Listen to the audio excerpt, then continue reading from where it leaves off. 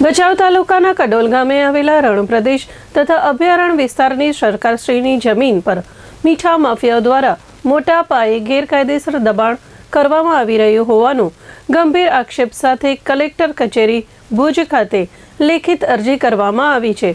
અરજી મુજબ અંદાજે 70 થી 80 એકર સરકારશ્રીની જમીન પર ગેરકાયદેસર મીઠાના કારખાનાઓ ઊભા કરી અબજો રૂપિયાનો ગેરકાયદેસર કારોબાર ચલાવવામાં આવી રહ્યો છે। અરજીમાં જણાવ્યા મુજબ આ વિસ્તારમાં દબાણ દૂર કરવા ગયેલા ફોરેસ્ટ અધિકારીઓ ઉપર ભૂતકાળમાં જાનલેવા સુધીના હુમલાઓ થયા હોવા છતાં આજ દિન સુધી એક પણ આરોપીની ધરપકડ ન થતા આજુબાજુના ગામોમાં ભયનો માહોલ ફેલાયો છે। આ બનાવોમાં સંડોવાયેલ તમામ વ્યક્તિઓ સામે કાયદેસરની કાર્યવાહી કરવાની માંગ કરવામાં આવી છે। ગેરકાયદેસર મીઠાના કારોબારના કારણે ભચાઉ તાલુકાના અનેક ગામોમાંથી રોજબરોજ ઓવરલોડ વાહનો પસાર થાય છે, જેના કારણે સતત અકસ્માતો થઈ રહ્યા છે। આ ઉપરાંત ઓવરલોડ વાહનોના કારણે ગ્રામ્ય વિસ્તારોના રોડ રસ્તાઓ બિસ્માર હાલતમાં પહોંચી ગયા છે, જેમાં મોટા ખાડાઓ પડી જવાથી નાની મોટી દુર્ઘટનાઓ બની રહી છે। તાત્કાલિક મેડિકલ ઇમરજન્સી સમયે દર્દીઓને હોસ્પિટલ પહોંચાડવામાં પણ ભારે મુશ્કેલીઓ ઊભી થઈ રહી છે। અરજીમાં આરટીઓ વિભાગ દ્વારા ઓવરલોડ વાહનો સામે કોઈ કાર્યવાહી કરવામાં ન આવતી હોવાનો આક્ષેપ કરી કડક કાર્યવાહી કરવા સૂચના આપવા માંગ કરવામાં આવી છે। સાથે જ મીઠાના કારખાનાઓને જીબી કર્મચારીઓ દ્વારા ગેરકાયદેસર વીજ કનેક્શન આપવામાં આવ્યા હોવાની ફરિયાદ પણ કરવામાં આવી છે, જેમાં સંડોવાયેલા કર્મચારીઓ તથા કારખાના ધારકો સામે કાયદેસરની કાર્યવાહી કરવાની માંગ ઉઠી છે। અરજદારો દ્વારા તમામ મુદ્દાઓ પર 7 દિવસમાં કાર્યવાહી કરવાની અંતિમ માંગ કરવામાં આવી છે। જો આ સમય મર્યાદામાં કોઈ પગલાં લેવામાં નહીં આવે તો ગુજરાત હાઈકોર્ટમાં પિટિશન દાખલ કરવાની તેમજ કલેક્ટર કચેરી સામે ગાંધી ચિંધ્યા માર્ગે ધરણા કરવાની ચીમકી પણ આપવામાં આવી છે।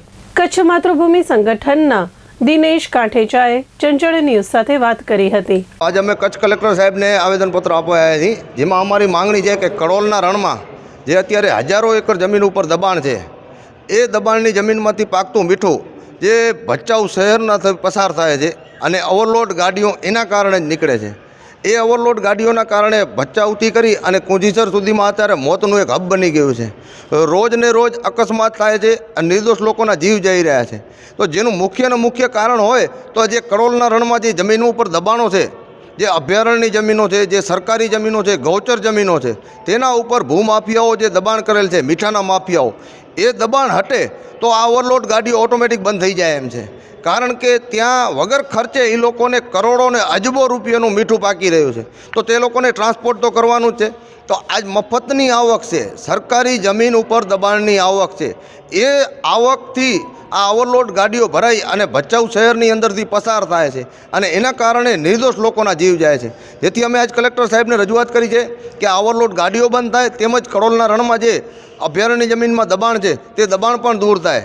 અને ત્યાં અત્યારે લગભગ 70 થી 80 એવા જીબીના કનેક્શનો છે, જેના કોઈ આધાર પુરાવા જ નથી। એમને આધાર પુરાવા વગર જીબીએ કનેક્શન આપેલા છે। અને જે અત્યારે સર્વે સેટલની વાત કરે છે, ત્યારે સર્વે સેટલમાં આજ 1991માં 39 જણાને 10-10 એકર કારખાના મંજૂર થયેલા હતા, તે પણ અત્યારે રદ થઈ ગયેલ છે। છતાં પણ આ અભયારણ્યની જમીન ઉપર અત્યારે હજારો એકર જમીન ઉપર દબાણ છે। જ્યારે ફોરેસ્ટના અધિકારીઓ દબાણ ખાલી કરવા માટે જાય છે તો એમના પર પણ જાનલેવા હુમલા થાય છે। તેથી આજુબાજુના ગામના લોકોમાં પણ ભયનો માહોલ છે કે અંદર જતા વખતે અમારા દીકરી કે દીકરા પર પણ હુમલો થઈ શકે છે।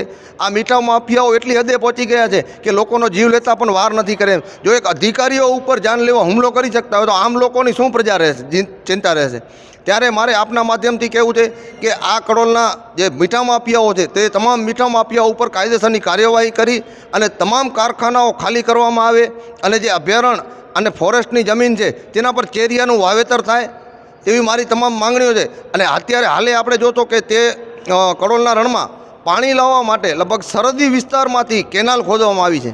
એ કેનાલના કારણે અત્યારે લગભગ પશુઓ જ્યાં પણ જાય તો તે પશુઓ પણ મરી શકે છે। જેથી કેનાલ પણ અત્યારે બંધ કરવામાં આવે એવી મારી માંગણી છે। આપના માધ્યમથી હું આપણી માંગણી મૂકવા માગું છું।